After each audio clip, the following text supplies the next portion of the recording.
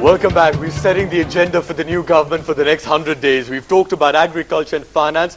In this part, we're going to talk about the government's agenda in education, health and power. And to talk about that, we still have with us Dr. Dipankar Dasgupta, eminent economist, former head of the Indian Statistical Institute. He joins us from Kolkata. We also have with us here in the studio Professor Yashpal, Chancellor of Jawaharlal Nehru University, former chairman of the UGC. We're also now pleased to have with us Harinder Sikka, director of Nicholas Pyramid. We also have with us Professor A.G. Iyer, publisher and editor-in-chief of ENERTIA. He joins us from Mumbai.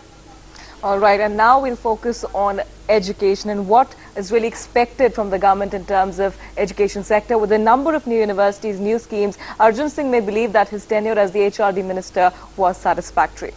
But in the absence of any significant reforms in education, development of human resource in India continues to be a very far cry. His tenure as the HRD minister is a story of misses. The challenge for the new government will be to streamline the functioning of the ministry. Public spending on education is just a little over 3% of the GDP as opposed to 6% that was promised in the UPA government's Common Minimum Program in 2004. Flagship initiatives like the Right to Education Bill to provide free and fair education to all children could only take off in the last year of the tenure. The bill needs to be pursued and subsequently implemented. The new government will have to revive the steps it took to bring about the Foreign Education Providers Bill and liberalize education. Moreover, it will also have to devise a mechanism to open higher education to private players. The government will also have to implement the recommendations made by the National Knowledge Commission or NKC, which is backed by the Prime Minister, which were rejected by the Arjun Singh ministry. The NKC suggested an independent regulatory authority for higher education to replace multiple regulators like UGC and AICTE. While the last government did little for expanding education, it received flack for interfering in the functioning of institutes of excellence like the IITs and the IIMs. If the new government can deliver quality education to all, then it would contribute immensely to India's growth. Bureau Report, NewsX. Professor Yashpal, it's strange. The UP has been trying to make, to push the Right to Education Bill through Parliament. This would make primary education a legally attainable fundamental right, but let alone the poor and rural people, or where even middle-class city folk are having problems getting their children into good schools. Well, the most important agenda, I think, is right to education. It's such a shame that 70 years after independence, our children don't have a right to go to school. And I think that bill should be passed immediately if you want to show your any concern for education. And that, I think, should be the first agenda. You say, why do the Chinese get so many gold medals and why we don't? Because all their children go to school and they play while they go to school. Our children don't. And you'll never get 50 Nobel Prizes in any 50 gold medals in any Olympiad for 50 years. But the other thing, the important thing, Knowledge Commission was referred to. I happen to be chairman of a committee which was set up, and I have to submit my report in about 8 days. It's called In Higher Education, to renovate and rejuvenate the higher education in India. And we are getting at the basics. In some respects we join with the Knowledge Commission, but we proceed from a very different angle. It's for a long, long time we have created cubicles in our education. Cubicles of technology, cubicles of science, cubicles of humanities, cubicles of everything. Nothing mixed with anything else, so nothing comes out. And those are the cubicles which you have to remove. So one of the suggestions, for example, I don't want to go to all the recommendations which are coming, important one, is that we have rather nice institute called Institutes of Technology, IITs. They have a brand name, but they are only undergraduate engineering production factories. They do not take people above undergraduation. Right. And they take people and they grill them, and I think the talent of very bright people who come there is messed up. So our recommendation is, here is a chance to make institutions like IITs become like Massachusetts Institute of Technology, which was a technology institute, but wins Nobel Prizes in economics, in sciences, in all kinds of things, in linguistics, and that is what should be done to IITs. That should be done to all central universities. Right. That should be done to everything. Then we'll become really creative. Right. All right. So rules and entry-level requirements and all. And they agree, incidentally. We talked to IITs. They realize this is the problem, and we have to free them to go in that direction. Not only IITs, but also Indian Institutes of Management. Those who have done well, they also agree that they have to have liberal education in order to be humanist. Right. Exactly. So liberal education is the point that you're making Yes. right now. Let's go to Dr. Dipankar Dasgupta, who is in the Kolkata studio. Sir, we're talking about education. Let's talk about the government spending on it so far. The government is supposed to spend 6% of the GDP on it. It failed to meet that despite levying a 2% additional education cess. So this sector is being ignored. Yeah, what is your question? I'm talking about education. The sector is being ignored. What really, how can in the next Right, 100-day I- agenda it be revved up? You mean why they could not spend the 6% that they promised to spend? Exactly, and how they can change that, and what changes can we expect? Go on, sir. Okay. You see, the thing is, you know, we have all, of course, messed up things, right? Hello, can you hear me? Please go I think ahead. we got disconnected again. All right, it looks like we've lost the line to Dr. Dipankar Dasgupta over there. Professor Yashwant, let me come to you. We're looking at a number of solutions now. Okay, one, what about the private sector? I mean, what's the case over here to open up the education private sector in a much bigger way than the rules currently permit? I think we should open it up, but only to valid educational people. We have opened up already, and at the moment hundreds of institutes have been opened up, colleges in management, in engineering, particularly in South India, and most of them are absolutely atrocious, very badly run. They are really business operations, not education operations. If a great university comes and really wants to set up things, there should be no objection. They should be put there and let them set up. Let Harvard set up if they want to here. All right. But if you have these little things, it's a pitiable situation. Right. Which is happening in most of South India, which is in the name of education, they are messing up lives of children. Right. Okay, Professor, if I can just point out one more problem, ask you for the solution. Rural areas, that's another problem over here. There are not enough teachers over there, and when there are teachers over there, many of them simply don't turn up to work. How can the government fix accountability on this? Well, you can't say that we are such terrible people that we can never do anything. There are schools where teachers come, but you make proper schools. When I say free and compulsory education, let there be no school which is worse off than a central school in terms of its facilities. Provide it, provide fans, provide everything, and you will see students will come, teachers will come, and that costs some money, and we are not prepared even to talk about money. You say MHRD, no money required, spending. There are large number of vacancies in all colleges, universities in South India, Right. and nobody is spending money Right, for public this. expenditure on education should be Absolutely. increased. In fact, we do have a message coming in from viewer right now. The text message says, it's sent by Yasser Naqvi, and he said that what the youth in this country need are more job opportunities. On this point, let's go to Professor A.G. Iyer, who's also joining us right on Mumbai studio. Professor Iyer, you've been hearing the discussion right now, and we're talking about what to expect from the government in the next 100 days in the health and the education sector. We'll be going to health and power in just a short moment. So one quick reaction on this. Raising public expenditure in education, is that the key? Because Professor Yashwal is talking about it right now. Not only that. I believe, there is a big problem.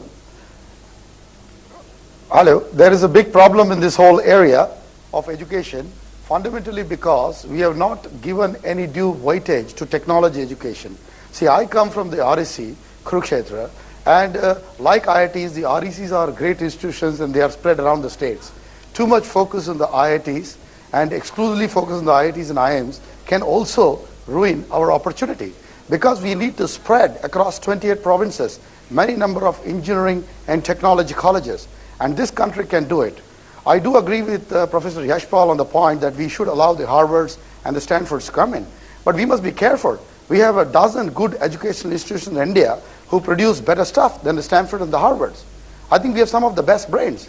I was recently in Canada, and I visited 3 universities, the Universities of Alberta, the University of British Columbia, and I believe it is these universities also we must attract, not only the US universities. All right, okay. And that's what I feel. All right, Professor, just hold your thought. Let's now move on also. We've talked about education. Now let's move on to health over here. Less than 1% of the GDP is spent on healthcare in India, as against the 3% promised by the previous government in its manifesto, and basic health indicators for India are far from encouraging. With the new government ready to take oath in a day, the health ministry has its tasks cut out. Prashant Dhanankar's world turned upside down when a surgery to remove a tumor from his chest went wrong and left him paralyzed waist downwards. Prashant has, after 19 long years, won a huge legal compensation, a rarity in India, but life has never been the same for him. This is not the first case of medical negligence in India, and medical malpractice is definitely not the only blotch in our healthcare system. Most of this is happening because there is no quality control. That's because there is little regulation for the healthcare sector. Indians still pay a lion's share of their income for the healthcare they receive in spite of large number of government hospitals. The reason why most people shun government-run hospitals is that the patient care in most of these hospitals remain poor and ill-managed. 6 lakh more doctors and 1 million nurses are needed to achieve the 1:1000 doctor-patient ratio recommended by the World Health Organization. This despite the fact that India graduates only 30,000 new doctors annually. But private healthcare is expensive and beyond the reach of the common man, and so also is medical insurance. The National Urban Health Mission program has failed to take off. The National Rural Health Mission program did take off, but there are many loopholes in the program. Also, health education is largely in private hands. The government has to divert funds to provide quality medical education, and taxes on life-saving drugs are very high. A more far-sighted approach to health problems in the country should be the priority of the Health Ministry that will take charge for the next 5 years. Sneha Moldani, NewsX, Delhi. And for more on this, let's go across to Harinder Sikka, who's there with us in the studio. Be it making life-saving drugs affordable, which the government did not do last time around, be it making medical insurance more available to the people, the entire public healthcare system does need an overhaul. So exactly how can that be achieved if we talk about a 100 days agenda? See, in the past 60 years, or ever since India became independent, the government has never been serious to this most vital yet most neglected area called the healthcare. We had 5 years CMP program to take it up to 3%. It remains where it is today, under 1%. We have fake drugs which are shocking, which are flooded in the market. In the past 10 years, despite across board approval or agreement, we have not been able to come out with a new policy or new bill, as so as to say. We have a drug policy which is archaic. We are the only country in the world which has drug control mechanisms when the entire world has shifted to drug monitoring mechanism. If you open up the license Raj, where the drug industry is suffering today as the last resort, you will find that wherever you have opened the license Raj, things have become better quality, be it aviation, postage, internet, and the costs have come down. We are the only country which is providing the world-class drugs, yet we have only 35% of the Indian population which is able to supply drugs to the masses. The 65% majority people do not have access. Why? The government has its own PSUs shut down or working below par, and the government wants private industry to be throttled literally. Right. There is no new drug coming out. There is no research worthy name on the disease profile which is pertaining to India. Why doesn't private industry do the research? Where is the research money going to come from? From the industry. From the industry. Now, if the government wants to decide the price of a particular drug, and government decides that this is the profit that you're going to take home, and the government puts... All right, and if I no, can this is most vital. Yeah. Judar, I must interrupt you here. If government decides that health and chemicals ministry are going to be political barters and kind of spin-offs to settle some political equations to non-serious people in the past, then we are in the hands of non-serious people. All right, Harinder, you've outlined all the problems facing the new government. Let's look at a couple of specific problems and look at solutions. Dr. Dipankar Das Gupta, in the United States, for example, individuals pick up. All right, it looks like we've lost Dr. Dipankar Das Gupta. I'll address you, Harinder. US, for example, individuals pick up maybe say about 20% of their medical bills, 80% is picked up by insurance companies, employers, the government, etc. Here, it looks to be the other way around. We as individuals are paying more of our medical bills than the other way around. How can we spread medical insurance more around this country? The industry gave few options to government. In the past 5 years, we barked up the wrong tree all through. We said we will provide you drugs, life-saving and otherwise, at 50% of the MRP. Thereafter, you take it from us, supply it to the masses free of cost or at whatever price you want to. But remove this unnecessary price control because we cannot research new drugs. Right. Are you aware that the Indian training system today is archaic? Our curriculum is so archaic that we are actually short of manpower. Now, if we are going to remain short of manpower, higher biotechnology people, higher quality of scientists. In our research center, where 400 scientists are working. We have to touch upon just one more topic. We have to talk about the power sector, the energy sector. For that, I would like to go across to Professor Iyer. In all the key 5 topics we're discussing, the last one being power, let's talk about fuel subsidies. They are fine, but why can't we shift from subsidies from coal and oil to gas and renewable sources? Is that possible? What's your take on this? See, I have one very fundamental point. First of all, this must be the topmost topic, and we are discussing at the end. Without electricity, you can't be in your studios. Without electricity, we can't run anything in this country. We keep 16 hours of our villages off the grid. And when we do that, we actually spoil their education, we affect their health, we affect their lifestyles. So in this, the fundamental thing that we must position on is extremely clear. That is, we still are at 1,45,000 megawatt. Whereas our neighbor China is at about 6,50,000 megawatt. See the gap there. Your GDP gap is also very similar in the energy train. We are at $1.2 trillion as far as the GDP of India is concerned, and China is already moving beyond the $5 trillion GDP. So the economics of the game is very clear. The energy and the economy train must move together. Right. And this, I don't think we can just do by copying China. We can't do this by copying China. Obviously, because the reason.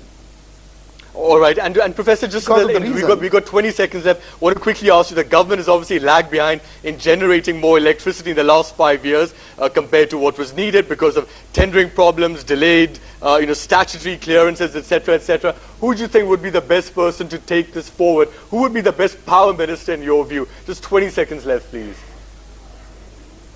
See, we need to put people like Jairam Ramesh on the job straight away, as far as I'm concerned personally. We need solid guys, economists at the top of the helm of the power sector.